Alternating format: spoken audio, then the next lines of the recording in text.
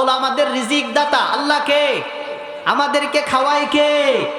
আল্লাহ। আওয়াজ দিতে হবে, মানুষ যেদি আছেন আলহামদুলিল্লাহ অনেক জোরে বলেন, আল্লাহ আমার খাওয়ায় আমাদেরকে কে? আর একটু আওয়াজ দিয়া কে? আমাদের রিজিক দাতা কে? একটা কথা মনে পড়ছে, শর্ট করে বলে দেই। এক ছেলে জুমার বয়ানে ইমাম সাহেবের কাছে, খতিব সাহেবের জমান থেকে সে শুনতেছে যে আল্লাহ আমারে খাওয়ায়। কে? আল্লাহ খাওয়ায়। ওয়াজ শোনার পরে সে ভাবতেছে আল্লাহ যেহেতু খাওয়ায়, দেখি আল্লাহ আমারে, আমি যদি না খাই আল্লাহ আমার কিভাবে খাওয়াবো। দুপুরের টাইম হয়ে গেছে, মা ডাকে, বলে খামু না। কই কে? কই আল্লাহ বলে খাওয়াবো, দেখি কিভাবে খাওয়ায়।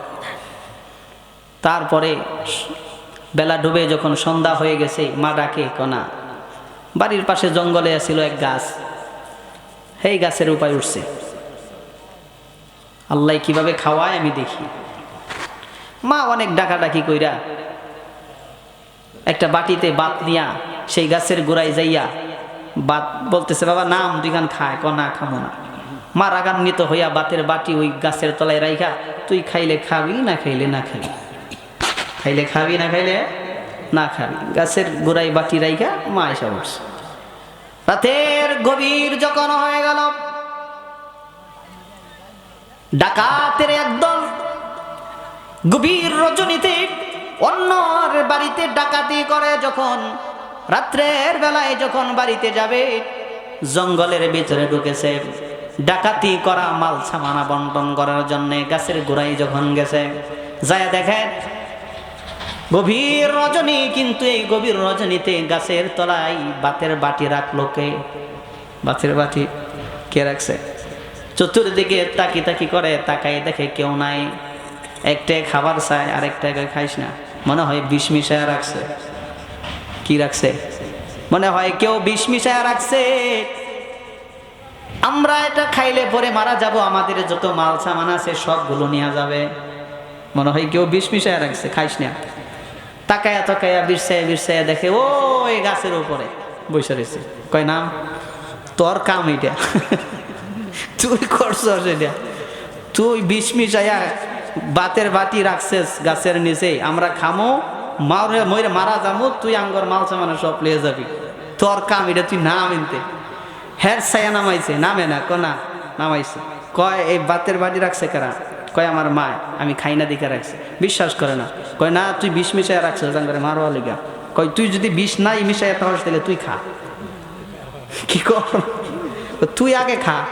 তুই যদি বিষই না মিশাইয়া থাকস তাহলে তুই আগে খা। কয় না খাবো না। কয় তাহলে তুই বিষ মিশাইছিস? কয় না বিষ মিশাই নেই। কয় তাহলে তুই খা। খাবে না, গাড্ডার মধ্যে দইরা দুইজনে দৌড়ছে, দৌড়ে খাইবি না, খাওয়াইতেছে। গাড়ের মধ্যে দইরা যখন দুইটা হাতে দুইজন ব্যক্তি ধরে যখন এক লোকমা ভাত রিজিক যখন তার মুখের ভিতরে দিয়ে দিবে, হঠাৎ করে বান্দাটা, ওই আল্লাহ তাআলার ওই যুবকটা হাসতেছে। সুবহানাল্লাহ। বলেছি হাসস কে? এতক্ষণ রাগ খাইলি না, এত জোরাজুরি করলাম, এখন হাসতেছস? বলো ভাই, আমি আজকে বলেছিলাম আল্লাহ কিভাবে আমারে খাওয়ায় এটা দেখার জন্য। আল্লাহ রিজিক দাতা, আল্লাহ যে খাওয়ায়, আল্লাহ যে রিজিক দাতা, এটা প্রমাণ করার জন্য আমি এই ব্যবস্থাটা করেছিলাম। বলছিলাম খাবো না, কিন্তু আল্লাহ যে খাওয়ায় আজকে প্রমাণ হয়ে গেল।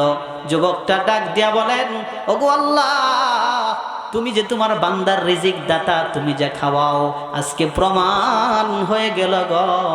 ওগো আল্লাহ, আর নাফরমানি করব না, আর নাফরমানি করব না। আল্লাহ তুমি যে আমার রিজিক দাতা, এটা আজকে প্রমাণ হয়ে গেল। সুবহানাল্লাহ। মুসলমান ভাইয়ার আমার, ও পর্দার আড়ালের মা গো,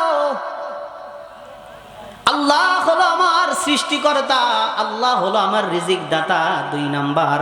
3 নাম্বার হলো আল্লাহ আমার মাবুদ। আল্লাহ আমার কি? যারা ইবাদত গোলামি হায়াতের জিন্দেগিতে করতে পারলে নিশ্চিত জান্নাতি। যার গোলামি করতে পারলে জান্নাত যিনি দিয়া দিবেন তিনি কে? ও মহিলাদের জন্য ইবাদত তো একেবারেই সহজ, ঠিক কিনা বলেন?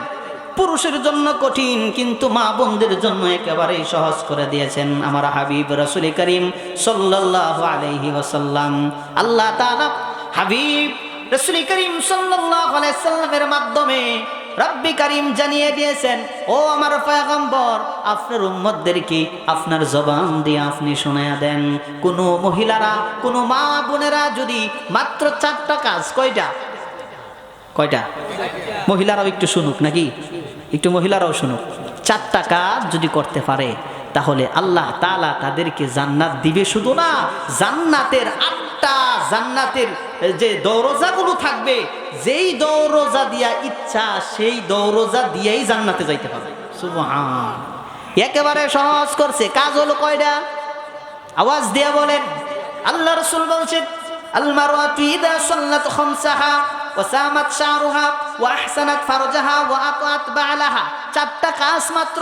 1 নাম্বার কাজ হলো, কোন মহিলারা যদি 5 ওয়াক্ত নামাজ পড়ে, কয় ওয়াক্ত? 5 ওয়াক্ত। কিন্তু আমাদের মা বোনেরা যারা নামাজি, যারা নামাজ পড়ে, কেউ 2 ওয়াক্ত, কেউ 3 ওয়াক্ত, 5 ওয়াক্ত সঠিকভাবে পড়তে পারে না। দুপুরে যায়, মানে হেলায় খেলায় কাজের ভিতরে থাকার কারণে যারা পড়েও তাদের নামাজটা ঠিক টাইম মতো হয় না, একেবারে আসরের টাইমে যাওয়া হয়, ঠিক কিনা বলে?